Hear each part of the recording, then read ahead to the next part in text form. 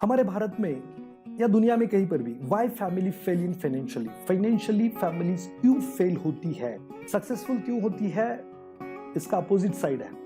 तो एक साइड में आपको दिखाऊंगा कि क्यों फाइनेंशियली फैमिलीज भारत में या दुनिया में फेल होती है, दूसरी साइड आपको ऑटोमेटिकली समझ में आ जाएगी। तो पहला रीजन है फाइनेंशियली फेलियर होने का, वो है नो डिफाइंड गोल्स।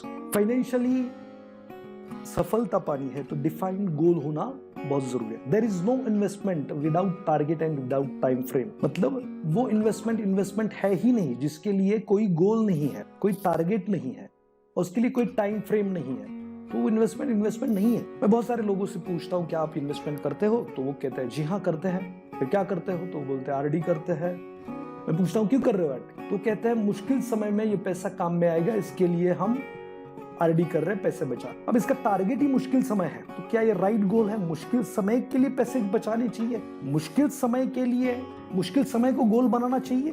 जब भी आप इन्वेस्टमेंट मुश्किल समय को टारगेट लेकर कर रहे हो तो आपका टारगेट ही मुश्किल समय है, गोल ही आपका मुश्किल समय है। तो क्या होता है, 2-3 साल 5 साल आप आरडी करते हो, लाख रुपए 2 लाख रुपए जमा हो जाते हैं। फिर कोई काका मामा दादा बहन भाई कोई तो आता है, उसकी फाइनेंशियल प्रॉब्लम आपको बताता है और आप बिना सोचे समझे उसे वो 1-2 लाख रुपए जो भी जमा किए हैं उसे दे देते हो। फिर वो 2-5 साल देता ही नहीं वापिस।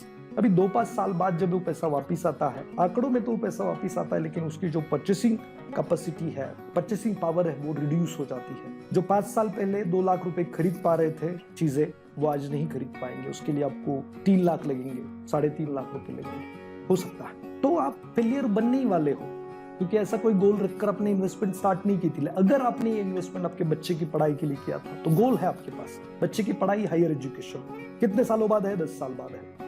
तो आपके पास टाइम फ्रेम है, गोल है।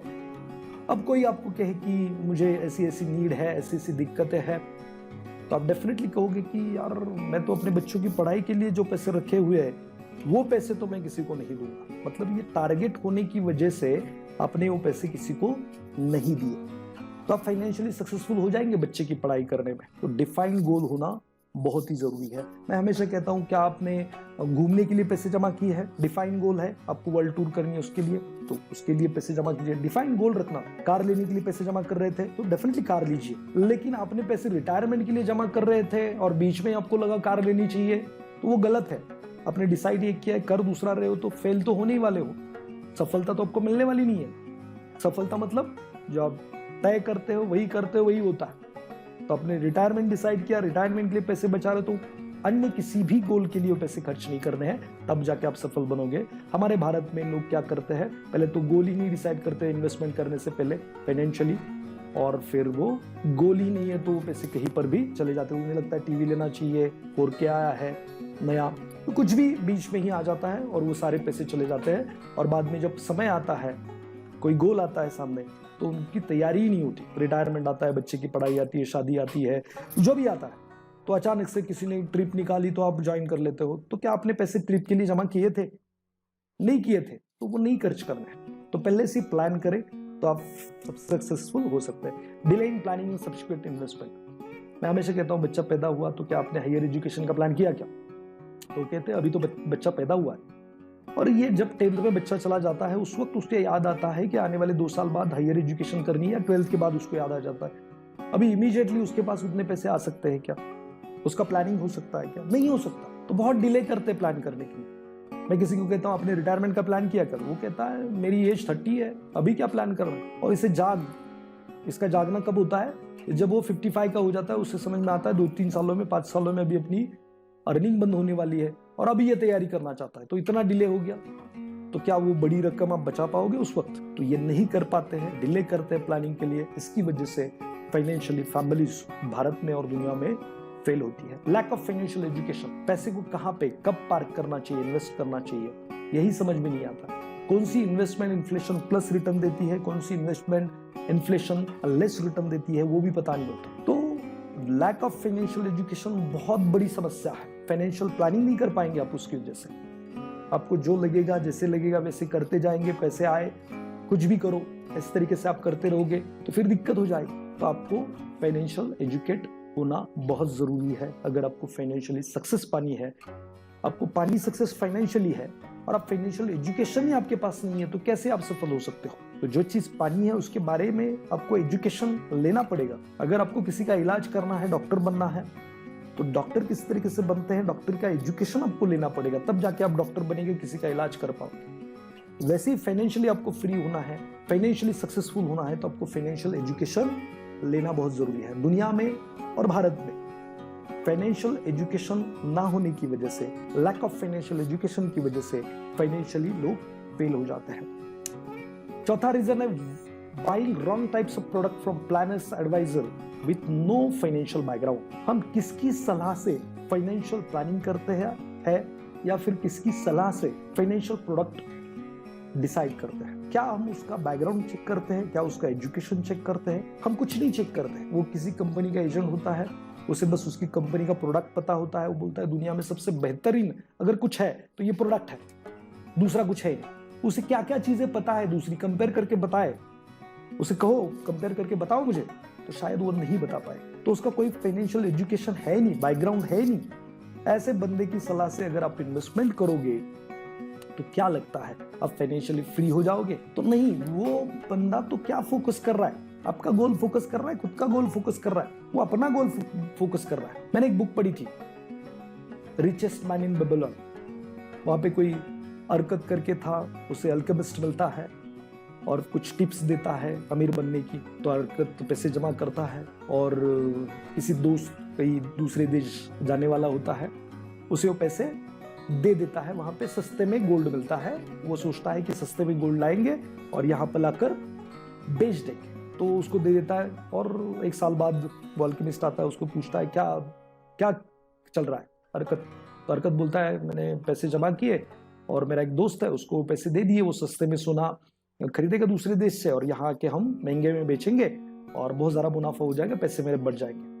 अल्केमिस्ट कहता है वेरी गुड, क्या आपका दोस्त जो है वो गोल्ड का व्यापारी है, उसे गोल्ड के बारे में सब कुछ जानकारी है? तो वो कहता है नहीं, वो कहीं पे मिट्टी के जो ईंटें बनाने का काम कारखाना है वहां पे काम करता है, उसको कोई एक्सपीरियंस नहीं है गोल्ड का। तो अल्केमिस्ट कहता है ये सबसे बड़ी गलती कर दी तुमने, ऐसे बंदे को पैसे थमा दिए जिसको गोल्ड के बारे में कुछ भी पता नहीं है। ऐसा बंदा क्या खरीद के लाएगा और क्या बेचेंगे?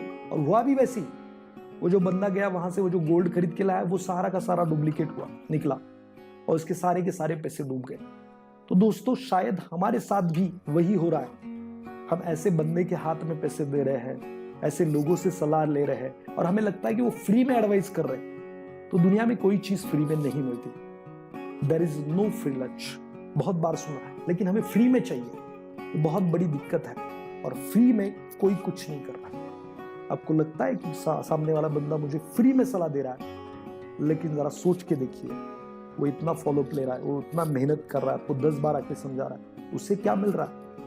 वो फ्री में नहीं कर रहा है। शायद आप इतनी फीस उसे दे रहे हो कि जिसकी वजह से उसका तो भला हो जाएगा, उसका तो कल्याण हो जाएगा, लेकिन आपकी दिक्कत बढ़ने वाली है। मैं हमेशा पूछता हूँ, क्या आप अपनी इन्वेस्टमेंट आपके गोल के लिए करते हो या आप क्या एजेंट के गोल पूरे करने के लिए करते हो? तो दोस्तों मैंने देखा है अपने फाइनेंशियल करियर में कि बहुत सारे लोग खुद का गोल तो नहीं पूरा कर पाते, लेकिन अपना जो एडवाइजर है उसका गोल डेफिनेटली पूरा कर पाते हैं। तो दोस्तों किसी की सलाह से अगर इन्वेस्टमेंट ही करना चाहते हैं तो वो उस फील्ड का एक्सपर्ट हो, और कोई एक्सपर्ट आपको फ्री में एडवाइस नहीं करेगा। और क्यों करे इसके बारे में भी तो आप सोचें। आप कहीं पे जॉब करते हो, बहुत सालों से आपकी मालिक की पहचान है, क्या आप 2 महीना फ्री में काम करोगे? आपकी एक्सपर्टाइज जिसमें है वो फ्री में उसे दोगे? तो इसका जवाब नहीं है। तो सेम चीज आप एप्लीकेबल कीजिए ना। जो लोग फाइनेंशियल एक्सपर्ट है वो चीजें आपको फ्री में क्यों दें? क्या उनको रोजी रोटी नहीं है? तो फ्री की चीज फ्री में चली जाती है। तो याद रखना कि फ्री में किसी की एडवाइस ना ले। कोई एडवाइस दे भी रहा है तो उसे पूछे 4 सवाल कि क्या कितना रिटर्न मिलने वाला है, क्यों मिलने वाला है, क्या वे इन्फ्लेशन से ज्यादा मिलने वाला है, कम मिलने वाला है, कहां से रिटर्न बनते हैं सारे। तो कुछ ऐसे सवाल आप पूछे तो वो सामने वाला सलाह देते वक्त सोचेगा इस बंदे को सही सलाह देनी चाहिए। और डेफिनेटली उस बंदे से ये भी पूछना चाहिए कि यार तेरा क्या फायदा, तू फ्री में मुझे बता रहा है तो तेरे को कितने पैसे मिलते हैं?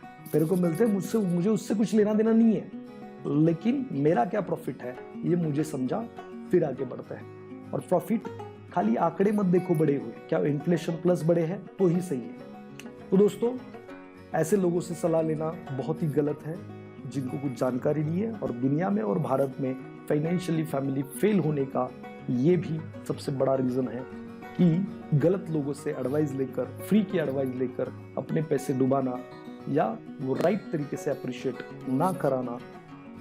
तो मेरे हिसाब से ये चार चीजें बहुत इंपॉर्टेंट है जो आपको नहीं करनी चाहिए, आपको चेंज करना चाहिए। पहले तो गोल डिसाइड कीजिए, समय रहते ही प्लानिंग कीजिए। बहुत छोटी इन्वेस्टमेंट आपको बहुत बड़ा वेल्थ क्रिएट करके दे सकती है। फाइनेंशियल एजुकेट हो जाइए। कहीं पर भी रातों रात पैसे नहीं बनते, there is no instant money. Ponzi scheme में 21 दिनों में पैसे डबल करना, ये वो छोड़ दीजिए। ऐसी चीजें आपको कभी भी वेल्थ क्रिएट करके नहीं देंगी। अगर देगी भी तो दूसरी कहीं किसी जगह पे आपके सारे पैसे डूब सकते हैं। ऐसे बंदे से सलाह लें जो एक्सपर्ट है उस फील्ड में और उसी से करें। 2-5 रुपए बचाने के चक्कर में आप लाखों का, करोड़ों का नुकसान कर सकते हो। बस आपको ये जानकारी नहीं होती है या फिर वो जानकारी आप नहीं लेते हो। तो दोस्तों, क्या आप करने वाले हो ये सारी चीजें? मुझे कमेंट बॉक्स में जरूर लिखें। अगर मेरा ये वीडियो आपको पसंद आया है तो अपने दोस्तों में शेयर कीजिए, सब्सक्राइब कीजिए, लाइक कीजिए। Thank you very much.